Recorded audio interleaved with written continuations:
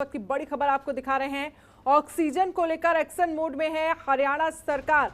तो action mode में oxygen को लेकर हरियाणा सरकार। सीएम मनोहर लाल खट्टर करेंगे ऑक्सीजन प्लांट का दौरा। पानीपत, हिसार और फरीदाबाद के ऑक्सीजन प्लांट्स का करेंगे दौरा। सीएम मनोहर लाल बोले, हमारे लिए हर हरियाणवी की जान कीमती। हरियाणा में 1 मई से शुरू होगा फ्री वैक्सीनेशन अभियान। तो बड़ी खबर, ऑक्सीजन प्लांट का दौरा करेंगे सीएम मनोहर लाल खट्टर। ऑक्सीजन को लेकर एक्शन मोड में हरियाणा सरकार।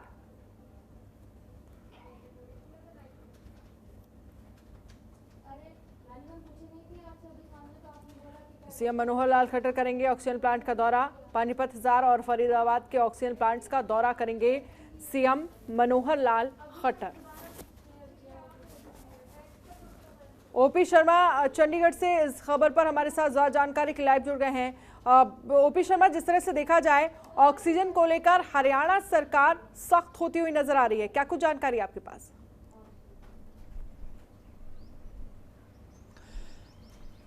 देखिए, अगर हम बात करें हरियाणा की पिछली 1 हफ्ते की, तो अमूमन हरियाणा के अंदर हर रोज़ 10,000 से ज़्यादा जो है कोरोना के एक्टिव मरीजों के जो मामले हैं वो सामने आ रहे हैं। ऐसे में कहीं ना कहीं जो वर्तमान में हरियाणा की जो ऑक्सीजन पर डे खपत वो करीबन 160 मेट्रिक टन क्यूबिक की है। और ऐसे में अगर ये मामले हर रोज़ बढ़ते रहते हैं तो कहीं ना कहीं जो हरियाणा सरकार पर जो है प्रदेश में जो गैस की किल्लत हो सकती है और इसको जो एक भारी भी पड़ सकती है। तो ऐसे में हरियाणा के मुख्यमंत्री मनोहर लाल जो है आज हरियाणा के हिसार, पानीपत और फरीदाबाद में जहाँ से हरियाणा को ऑक्सीजन की सप्लाई मिलती है उन सभी का दौरा करके इंतजामों का जो है वो समीक्षा करेंगे। और इसके अलावा देखेंगे कि कैसे जो है ज़्यादा जो है ऑक्सीजन पैदा कर सके। अगर देखें तो हरियाणा में इस वक्त करीबन ऑक्सीजन की स्थिति जो ठीक ठाक ही है और हम कहीं ना कहीं थोड़ा सा सरप्लस में भी हैं। लेकिन जिस तरीके से परसों मुख्यमंत्री मनोहर लाल ने कहा है कि वो केंद्र सरकार से हर रोज़ का जो उनका कोटा 160 मेट्रिक टन क्यूबिक का है उसको बढ़ाकर 200 मेट्रिक टन क्यूबिक करेंगे। वहीं हरियाणा को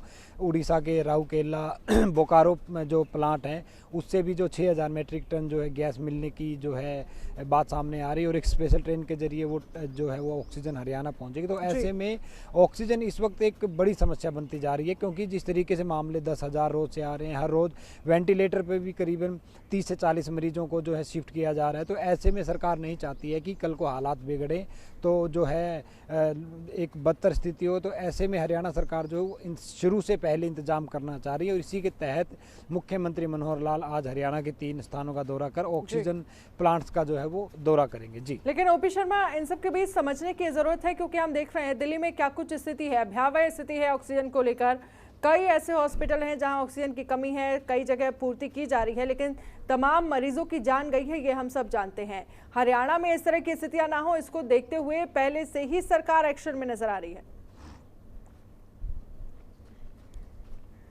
देखिए, अगर हम दिल्ली की बात करें तो दिल्ली एक केंद्र शासित प्रदेश है, भारत की राजधानी है। तो अमूमन वहाँ पर तमाम जो देश के लोग हैं वहाँ हर स्टेट्स के लोग भारी तादाद में रहते हैं। यहाँ तक कि दुनिया भर के जो हैं हर मतलब लोग भी यहाँ आपको मिल जाएंगे। तो ऐसे में दिल्ली के ऊपर वजन ज़्यादा है और अगर दिल्ली में ऑक्सीजन की कमी होती है तो उसको सिर्फ दिल्ली सरकार या केंद्र सरकार नहीं करेगी, बाकी राज्यों की भी उसकी कहीं ना कहीं जिम्मेवारी बनेगी, क्योंकि देश को चलाने वाली दिल्ली। अगर दिल्ली में हालात भयावह होते हैं तो बाकी जो उसका जो मैसेज अगर बाकी राज्यों में जाता है तो काफ़ी तक होगा। तो ऐसे में हरियाणा के हालात अभी तक जो संतोषजनक कहे जा सकते हैं, क्योंकि जिस तरीके से हरियाणा में हर रोज़ जो मरीज आ रहे हैं उसके हिसाब से एक प्रोजेक्शन करके जो है पूरी तैयारी की जा रही है। एक वरिष्ठ IAS अधिकारी PK दास जी हैं, उनको बाकायदा हॉस्पिटल्स के अंदर एक्सपेंशन ऑफ बेड की ही जिम्मेवारी दी गई है। मतलब वो देखेंगे कि जिस तरीके से मरीज आ रहे हैं हर रोज़ वो हालातों की समीक्षा करेंगे कि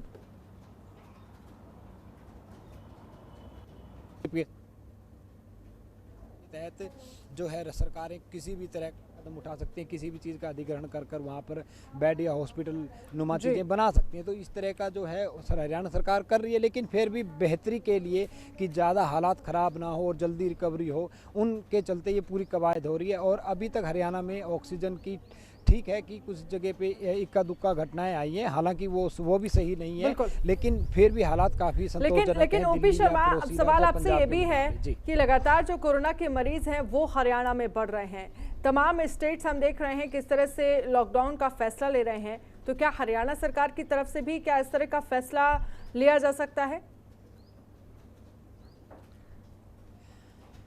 देखिए परसों ही मुख्यमंत्री मनोहर लाल ने कहा था कि हरियाणा के अंदर अगर कहीं पर भी लॉकडाउन लगाया जाता है तो वो एक आखिरी विकल्प होगा, लेकिन उससे पहले हम कोशिश करेंगे कि छोटे कंटेनमेंट जोन बना दिए जाएं, वहाँ पर व्यावसायिक गतिविधियां बंद कर दी जाएं। लेकिन मुख्यमंत्री मनोहर लाल ने साफ तौर पर कुछ नहीं कहा है कि हरियाणा में अभी तक जो है लॉकडाउन लगेगा, लेकिन शायद लॉकडाउन सरकार लगाना भी नहीं चाहती पिछले हालातों को देखते हुए। अगर हरियाणा का NCR का गुड़गांव, फरीदाबाद और सोनीपत के इलाकों को अगर हम छोड़ दें तो बाकी इलाकों में कुल मिलाकर ज़्यादा मामले नहीं हैं। इन्हीं 3 से 4 जिलों में जो है 30 से 40% के बीच में मामले देखे जा रहे हैं। हरियाणा के अगर आप चरखी दादरी जिले को देखेंगे तो वहाँ शायद 50 से कम है।